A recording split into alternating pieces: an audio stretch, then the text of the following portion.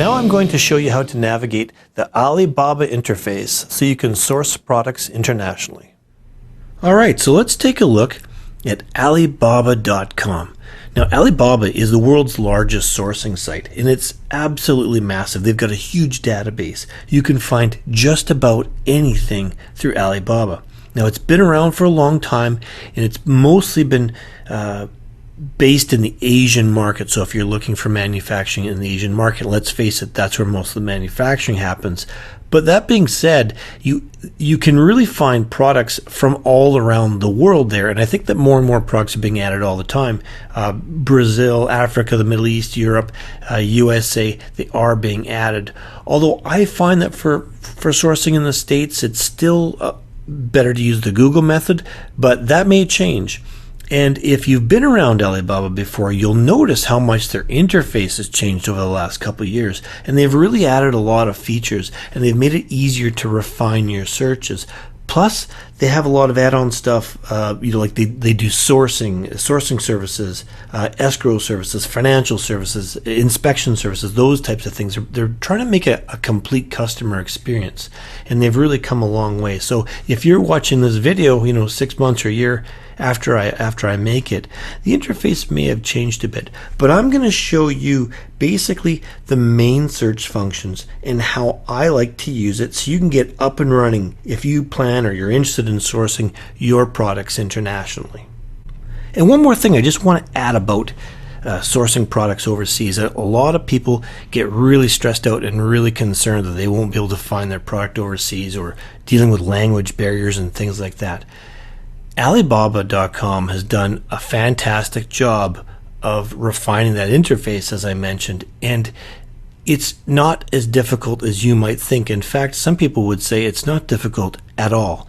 And international suppliers have gotten pretty used to dealing with people in North America or Europe, or just basically dealing internationally.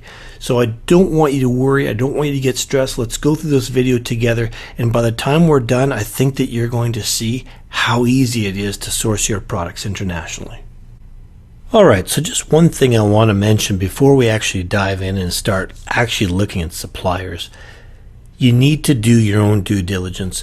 Now Alibaba does have various checks and balances in place to make sure transactions go smoothly and to make sure sellers are compliant and that they're actually legitimate sellers. However, things do happen, and there are stories out there about people not having such a good experience, let's say. So what I want you to look at here is on the top right hand corner of Alibaba website, they've got for buyers, for suppliers, a help, and then some information on this trade assurance program they have. So if you're a buyer, you can go in there and read up on trade assurance, read up on the different credentials of the companies, credit lines, that type of thing. If you're a supplier, of course, you have to be registered with Alibaba in order to list your goods. But in the help section, there is some good information on here. Just general information about ordering products, finding suppliers, making payments, inspection of goods, all that type of stuff. There's actually a lot of really good information in here. And they do have what's called their trade assurance. Now you can read up on this on your own. I've never used it, but I do know some people who have. It's basically, if you initiate the trade assurance right from the very beginning of your transaction, you negotiate your contract with one of the vendors who is registered with that program, Alibaba ensures the process all the way through to the end. So they ensure that the product will be delivered on time, it'll be of a certain quality, whatever you specify, and the payment will go through. So that's something, if you're very, very nervous about dealing internationally, and you're not alone, a lot of people are, especially in their first start, don't hesitate to really read through and understand all this stuff, and you might want to take advantage of some of their programs. And as I mentioned before, their programs are always changing. And the last thing here is there's the safety and security, which is under the buyer's help section, and it talks a lot about your account safety, making payments, ensuring the quality of products, and choosing suppliers. And a lot of that information, or well, at least some of it, we're going to talk about as I'm going through and I'm filtering through the suppliers I'm going to show you. But again, please do your due diligence. Come in, take a look at this stuff, and only proceed when you really feel comfortable. I'd hate to push you and have something go wrong, so please take that extra time. Okay, so let's move on and take a look at sourcing some products. Now, the first thing you may notice here on the top left is that I'm logged into my account. Now, you will need to create an account in order to contact suppliers. All right, so looking at the main screen, the main home page for Alibaba, we can see right up here we've got a search bar, and then we've got some categories on the left hand side. Now, I don't usually go into a category and then start to search from there. I normally go straight into the search bar, just like I would do on Amazon. If I'm looking for something on Amazon, I don't normally go into the category first. I just go straight into the search. As we scroll down the page, we can see they've got some wholesale going on here. They've got some products through verified suppliers. We'll talk about that in a little bit. You can select here sourcing by region. There's other ways we can do that as well. We'll look at that again. These are sort of like hot links to different features. And on the very bottom here, they talk about some of their trade services, trade assurance, credit lines, inspection services, that type of stuff. And I would encourage you to go through and check out some of those, and you might be interested in them. But I'm not going to be looking at that today. We're strictly going to be looking at products. So let's jump straight in and take a look for a product. Now, I'm just going to pick one generic product that we've often used in the past, and I'm going to look for silicone spatulas. Okay, so right away you can see our search has returned dozens and dozens of results. One thing I do want to mention right off the bat here is you can see on this first listing they show 5,000 pieces is the minimum order quantity, the MOQ. A lot of times, if you here, let's scroll down and see what we can find here. We got this one's 100 sets. There's 200, 500. We'll probably even find something lower. Sometimes you'll find like 50 or 10 or oh my goodness, here's one for one piece. The difference is manufacturers aren't going to manufacture you one piece or 100 pieces. They're usually going to be higher MOQ. If it's smaller MOQ, it's usually a supplier or like a wholesaler, which isn't necessarily a bad thing. Yes, you'll get a better price rate from the manufacturer, but when we're just starting, sometimes those wholesalers, and they can private label things in many cases, are the better option. Yeah, you pay a little more, but let's face it, if you're only ordering 100 units or 50 or 200 units just to get started for your first order, that's probably a really good way to start.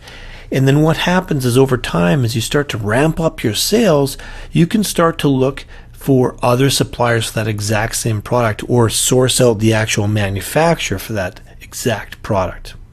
Okay, so one of the first things you're going to notice is that right underneath the search bar, there's some filters. The first one is trade assurance, gold supplier, on-site check, and assessed supplier.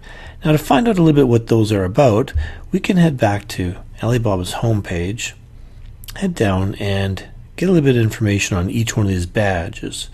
So first of all, a gold supplier and what it means. Well, I mean, a gold supplier is really a paid membership from Alibaba, or the suppliers pay to Alibaba, and they go through some verification services in order to, be more credible. And there's 3 certifications. There's the A&V check, there's the on-site check, and there's a supplier assessment.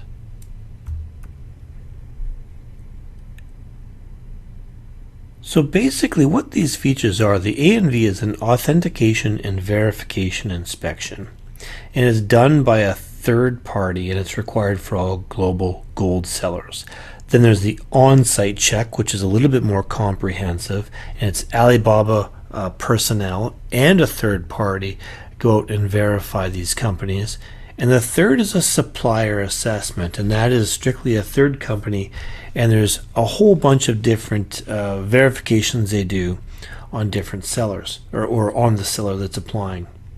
And here you can see there's kind of a checklist table for the AV on-site and supplier assessment and things they check. Supplier assessment gets into things like human resources, their certification. They do quality checks. They verify that the video, and suppliers have to submit a video of their factory floor, that type of stuff. They just sort of do a deeper, in-depth verification. Now, that being said, just because someone's a gold supplier doesn't mean they're going to be the best ever, but it's usually a good idea to filter by gold supplier, and I'll show you how to do that. Okay, so we've just popped back to our silicone spatulas search page, and let's filter out all the suppliers who don't have trade assurance, gold supplier, on-site check, or are an assessed supplier. And one quick note about these filters, I don't always filter the trade assurance.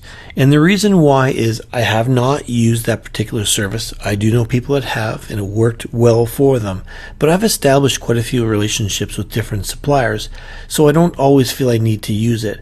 But if I was just starting with a brand new product with a completely unknown supplier, I might want to put that in there. And if I'm new, or even now, there might be some companies I would feel more comfortable going through the trade assurance program with than other ones. So I'll leave that up to you, and just check the search results with it and without it. But for the purposes of this demonstration, I'll just leave that filter on. The next note I'd like to make is right here there's a box for the minimum order. I really never fill that box out, and the reason why, and what I mentioned before, is that minimum order is usually always negotiable beyond what a supplier has posted. Now, depending on the product that you are looking for and your particular needs, you might need some features which are maybe a little bit different than the mainstream. Or in this case, because I'm sourcing a product that's going to be touching food and I'll be selling it in the United States, I would want to have FDA approval. Now, if you look on the left-hand side, there's some different filters. And here we can see some certification. We've got FDA, SGS, CIQ, CE. So depending on the region you're selling and depending on what level of certification you need. So for this particular one, I would like to choose FDA and make sure everything that I'm looking for is FDA approved. Alright, so let's just take a look at the listings as they come up. Now, we're not going to click on any of them. We'll just take a look at the actual sort of the quick listing, what they have. Now, they all have a title here. They all, or almost always, will give a price. This is 50 cents to $2. You got 10 cents down to 10 cents to $10, $1.50 to $2.50 a piece. And you have to go inside the listing to talk if they're talking each unit or a pack of 2, that type of stuff. Obviously, the more you order, the cheaper the price is going to be. They have a little bit of information here on the category. It doesn't really matter. OEM, which means that they'll private label it. So they're saying it's eco-friendly, sourcing it from China, made out of silicone, and then some of the certifications they have. On the right-hand side, there's the contact information. So you can contact the supplier. Here's the Alibaba internal messaging system. I don't use it. I find when I load it on my computer, it makes things a bit weird, so I don't bother with it. We can also see here's this trade assurance limit of $30,000, and that's of course because we have the trade assurance filter on. If we didn't have that filter on, that wouldn't be there. And it shows that their average response time is less than 24 hours, and it shows that they are a 10-year gold supplier, and it gives a little bit of their information about that. Now let's take a look inside some of these listings and see the information that we can get there. So as I scroll down, I can see some of these products. This first one is 3,000 MOQ, 3,000, 1,000, 3,000, 2,000. Here's one for 100. Now, I did say that those MOQs are negotiable, and they are, but it's a different animal if you're negotiating from 3,000 or 5,000 MOQ rather than if you're negotiating from 500 MOQ or 1,000. So this one just happens to have 100. We can see the price 55 to 85 cents. Now when you contact them, they might say if you only order 100, maybe it's $1.50 each. I don't know. but at least it gives you a frame of reference. So we open up the listing here, and at the top we see basically the same information we had up front. We can see the payment terms they're accepting, how many pieces a month they can make, their minimum order quantity, the price, FOB Shenzhen. So Shenzhen is the location of the port, and FOB is a shipping term, and it means free on board. Now, I'm not going to get crazy in these terms right now, and that's something when you start shipping by by sea, you can talk with your freight forwarder about. But FOB is free on board, and it basically means the price you pay, that factory will produce that item and deliver it to the port, and then from the port, it's your responsibility to ship it to wherever you're going to ship it to, versus Ex Works pricing, which is usually EXW, where they just produce the item, it's ready at the factory, and you have to arrange to pick it up. So that's that in a nutshell when you see those terms. In general, it's better, especially when you're just starting, to only choose FOB pricing, because then you don't have to worry about transporting it by truck from a factory to an airport or to a port or anything like that. So we'll just scroll down and I'll take a look and see if this is even something I'm interested in. So I can see they've got their certifications here. They've got some different packaging options, they say, at client's request, so you know they'll be a little bit flexible there, so it'll be interesting to see what they have. Just their category, it's made out of 100% food grade silicone, any color they can do, and they've got some photos here, making a set, etc., etc., etc. Now, one of the first things I will actually do is I will go on the right hand side here and take a look at their contact details. And the reason why is that every step of the way along when I'm looking for a supplier, I'm trying to do a little more due diligence to make sure they're just not, some fly-by-night company or some guy sitting in his basement pretending to have a company. And while that's not usually the case, things do happen, and you want to make sure you explore things as deeply as you can. So what I do is I come and I look at their contact details, and right away I can see they've got some phone numbers, fax, address, etc., etc. But here they'll show a few websites usually, and they'll always have a website on Alibaba. That just takes you to another Alibaba page. It's usually a catalog page or something. But here I can see they've got a .com and a .net website address. So if I pop over the .com, I can see they've basically got a page here for sales, and they've got all these little silicone promo items and watches and little toy dinosaurs and all kinds of stuff. But what I like to do is I like to take a look at the contact us, and here we can see they've got someone's name, you got a mobile phone, fax, Skype, factory address, office address, etc. And basically I just like to see what information they have. They've got like an about us. So they're established in 2005, some pictures of the factory floor, all that kind of stuff. Just make sure they're really legitimate. Yes, could someone fake this? Yes, I suppose they could, but for the most part, if you do a little bit of further investigation or do some Google searches on your own, you'll be able to suss out whether or not a supplier is fairly legitimate. And these guys seem to have a heck of a lot of products, so I would feel fairly confident moving forward with them. So we'll just scroll through and we'll just take a look at some other ones here. There's one piece minimum order. We won't bother looking at that right now. But here we'll just jump into this one. It's got a very low MOQ as well, 100 sets. And I won't look at the contact details. I'll just assume we're doing that. But I'll just take a look at some of their information they have here. And they'll talk about food grade, their FDA, OEM is accepted, so that basically means they'll private label for you, eco-friendly, etc., etc. And they've got a bunch of photos. And now it's not uncommon if you're looking at a certain product, then by the time you get to the bottom, they're showing all kinds of other products. Kind of here, you can see some of their other stuff, but a lot of times there'll be a picture at the top, and there'll only be one more photo at the bottom of the actual product you're looking at, and then it'll be a whole bunch of other photos, which can be a little annoying, but at the same time it's kind of neat, because sometimes you might be following up a certain item researching it and then discover all kinds of other cool stuff that company makes. And again, your brain starts going and you start to think about your product line expansion, or heck, maybe you'll find a product that's a little better than the one you're originally looking for. But again, it's just a matter of scrolling through and just poking around and spending some time. Now, another interesting feature I like to do is when I'm coming across interesting ones I like, I'll hit compare. And so let's just pretend I'm totally cool with all these ones and I want to compare them. So I'm just going to grab, let's say, 5 or 6 of them. And then from here we'll just, let's grab one more.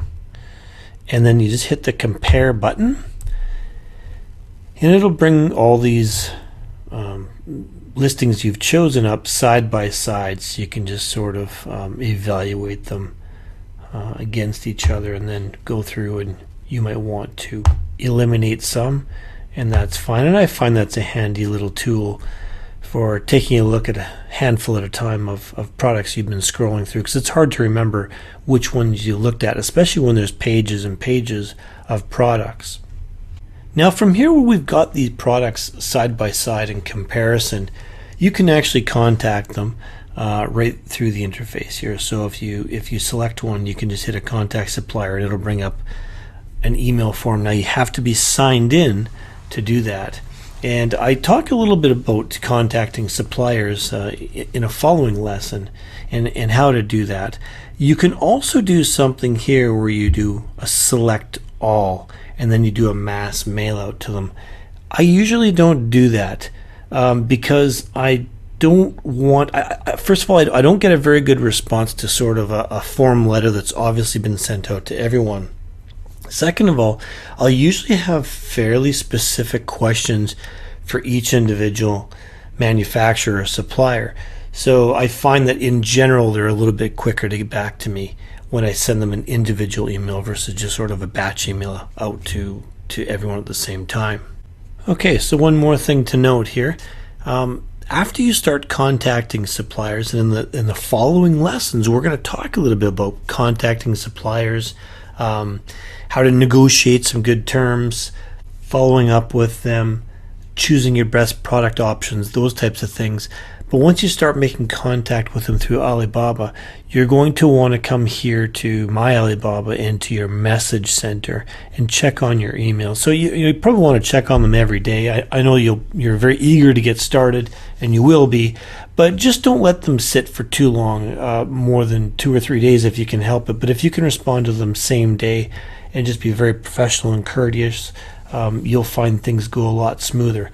So I hope you found this video on Alibaba informative, and I know if you're anything like me, you're going to find it's a lot of fun, and you're going to sit down and you're start looking at things, and you're just going to get sucked in because there's just so much there, and there's just so many interesting opportunities. So enjoy, have fun, and we'll see you in the next lesson.